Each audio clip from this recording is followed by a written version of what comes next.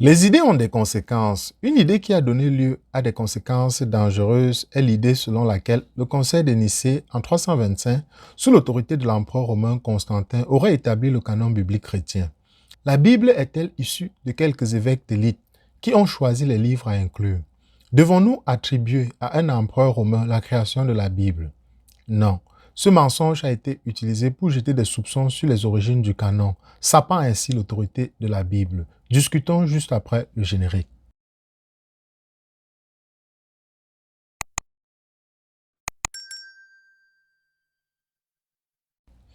Le mythe du canon biblique à Nicée, complètement confus, fait référence au vieux mythe selon lequel le canon de la Bible a été voté lors du conseil de Nicée en 325 après Jésus-Christ et inclut même utilement l'image d'une icône représentant l'empereur Constantin et des personnages clés de ce concile tenant une copie du credo de Nicée formulé par les évêques assemblés à Nicée. C'est la base de l'affirmation selon laquelle Constantin et ses évêques ont voté un certain nombre d'œuvres comme étant la parole de Dieu. Bien sûr, il y a certainement eu un concile tenu par l'empereur Constantin dans son palais de Nicée entre le 20 mai et le 19 juin, environ en 325 après Jésus-Christ, et les évêques de tout l'Empire romain se sont réunis pour voter sur plusieurs choses, notamment la date de Pâques, le rôle du droit de l'Église et un certain nombre de questions administratives. L'objectif principal du concile, cependant, était la résolution de la controverse aérienne sur le statut de Jésus en tant que Dieu le Fils par rapport à Dieu le Père dans la doctrine de la Trinité. La déclaration du concile sur cette question a formé le credo de Nicée qui est devenu la base des futures formulations christologiques, qui veut dire le sujet des différences ultérieures sur la question. Ce sur quoi le concile n'a pas voté, ni même discuté, c'était le canon biblique, c'est-à-dire quels livres et textes chrétiens pouvaient être considérés comme divinement inspirés et dont écriture, lesquels étaient utiles mais non scripturaires et lesquels étaient en réalité hérétiques. Malgré cela, l'idée selon laquelle la Bible a été créée par un vote au concile de Nicée est un pseudo-mythe historique qui circule depuis des siècles et qui fait partie de plusieurs éléments clés de la pseudo-érudition et de la culture pop, qui révèle l'apparence idée choquante, mais en réalité assez évidente selon laquelle la Bible a été élaborée par un consensus d'êtres humains. Il a certainement constitué un élément clé de l'intrigue dans le thriller pseudo-historique Sherlock de Da Vinci Code en 2003 et dans son adaptation cinématographique en 2006. L'érudit athée agnostique Bart Ehrman était généralement catégorique sur le sujet. Il cite: la réalité historique est que l'empereur Constantin n'a rien à voir avec la formulation du canon des Écritures. Il n'a pas choisi les livres à inclure ou à exclure et il n'a pas ordonné la destruction des évangiles qui étaient exclus du canon. La formulation du canon du Nouveau Testament a été un processus long et interminable qui a commencé des siècles avant Constantin et ne s'est terminé que longtemps après sa mort. Le best-seller de Dan Brown en 2003, le Da Vinci Code, a implanté cette idée dans notre culture et nombreux sont ceux qui pensent désormais que Constantin ou Nicée ont établi la Bible. Mais Brown n'a pas inventé cette histoire, il ne l'a perpétuée qu'à travers sa fiction. Il en va de même pour le dernier livre du romancier d'espionnage populaire Daniel Silva, The Order. Il admet dans une note de l'auteur, je cite, « Les chrétiens qui croient à l'inhérence biblique seront sans aucun doute en désaccord avec ma description de qui étaient les évangélistes et comment leurs évangiles ont été rédigés. » Fin de citation. Il n'y a aucune base historique sur l'idée selon laquelle Nicée a établi le canon et créé la Bible. Les listes canoniques bibliques du christianisme primitif et d'autres preuves anciennes montrent que les chrétiens contestaient les limites du canon biblique avant et après Nicée. Par exemple, même les listes de pères proniciens tels que Cyril de Jérusalem vers 350 et Athanase d'Alexandrie vers 367 ne sont pas d'accord sur l'inclusion de l'Apocalypse. Aucun des premiers documents du Concile, ni aucun témoin oculaire, comme Eusèbe ou Athanase par exemple, ne mentionne une décision conciliaire établissant le canon. Il n'y a aucune base historique pour l'idée selon laquelle le Concile de Nicée a établi le canon et créé la Bible. Dans la référence de sa traduction latine de Judith, Jérôme écrit, je cite, « Mais Puisque le concile de Nicée est considéré comme ayant compté ce livre parmi les Écritures sacrées, j'ai accédé à votre demande. » Fin de citation. Jérôme pourrait-il faire référence à une décision formelle d'inclure Judith dans le canon? C'est peu probable. Les premiers adeptes de l'orthodoxie nicéenne, d'Athanase à Grégoire de Nazianzé, en passant par Hilaire de Poitiers et Jérôme lui-même, n'incluent pas Judith dans leur liste canonique. Si une décision avait été prise à Nicée sur la canonicité de Judith, les premiers adoptants l'auraient inscrite parmi les livres canoniques. Mais ce n'est pas le cas. Jérôme décrit probablement plutôt des discussions dans lesquelles certains pères auraient pu qualifier Judith de scripturaire. Quoi qu'il en soit, ces discussions n'ont pas abouti à une décision conciliaire formelle sur les limites du canon.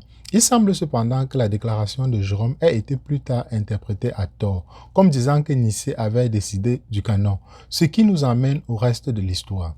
La source de cette idée apparaît dans un manuscrit grec de la fin du IXe siècle appelé le Synodicon Vestus, qui prétend résumer les décisions des conciles grecs jusqu'à cette époque. Andrea Damascius a rapporté ce manuscrit de Morée au XVIe siècle. John Pappus l'édita et le publia en 1601 à Strasbourg. Voici la section concernée. Je cite: « Le concile rendit manifeste les livres canoniques et apocryphes de la manière suivante. Les plaçant à côté de la table divine dans la maison de Dieu, ils prièrent, suppliant le Seigneur qu'on retrouve sur la table les livres divinement inspirés et les faux livres, ceux en dessous, et c'est ainsi arrivé. » Fin de citation. Selon cette source, l'Église doit son canon à un miracle survenu à Nicée dans lequel le Seigneur a fait en sorte que les livres canoniques restent sur la table et que les livres apocryphes ou faux se trouvent en dessous. Tiré de l'édition du Synodicon Vestus par Pappus, cette citation a circulé et a été citée parfois comme provenant de Pappus lui-même et non du manuscrit grec qu'il a édité, et a finalement trouvé sa place dans le travail d'éminents penseurs tels que Voltaire, qui a vécu entre 1694 et 1778. François-Marie Arouet, plus connu sous son nom de plume, Voltaire, est encore, à juste titre, célèbre pour son esprit, son érudition et pour ses attaques contre la position établie de l'Église catholique dans la France de son époque. Jour et son plaidoyer en faveur de la liberté de religion et de la séparation de l'Église et de l'État. Il a fait plusieurs mentions de l'idée selon laquelle le canon biblique aurait été décidé au Concile de Nicée dans son dictionnaire philosophique en 1764, notant avec amusement la façon plutôt stupide dont le Concile aurait choisi les livres pertinents. Il écrit: « Il est rapporté dans le supplément du Concile de Nicée que les pères étant fort embarrassés pour savoir quels étaient les livres crifs ou apocryphes de l'Ancien et du Nouveau Testament. Ils mirent tous, pêle-mêle, sur un autel, et les livres à rejeter tombèrent par terre. C'est dommage que cette belle recette soit perdue de nos jours. » Fin de citation. Aucun des récits du concile de l'époque ne donne la moindre allusion à un tel événement. Voltaire travaillait donc clairement à partir de sources beaucoup plus tardives. Certains travaux de détective en ligne de Roger Pius et d'autres ont démêlé l'histoire de cette anecdote. Et il semble que Voltaire travaillait à partir d'une annexe au Sanctissima Concilia en 1671 de l'érudit jésuite Philippe Labbé. Mais la source ultime semble être un ouvrage byzantin médiéval anonyme, le Vestus Synodicon, qui rendait compte des principaux synodes et conciles de l'Église jusqu'aux environs de 887 après Jésus-Christ. Cette œuvre est devenue disponible en Europe occidentale au début du XVIIe siècle et semble donc être l'origine de toute l'histoire. Et le récit synodicon de Nicée conclut, je cite, « Les livres canoniques et apocryphes se distinguaient de la manière suivante. Dans la maison de Dieu, les livres étaient déposés près du Saint-Autel. Alors le concile a demandé au Seigneur dans la prière que les œuvres inspirées se trouvent en haut, et comme cela s'est effectivement produit, les fausses en bas.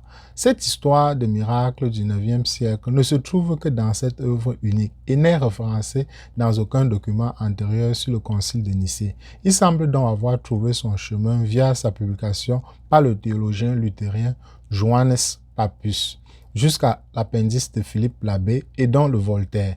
Et grâce à la popularité de l'œuvre de Voltaire à travers l'Europe, sa plaisanterie sur cette sélection miraculeuse de livres à Nicée a donné naissance à tout le mythe.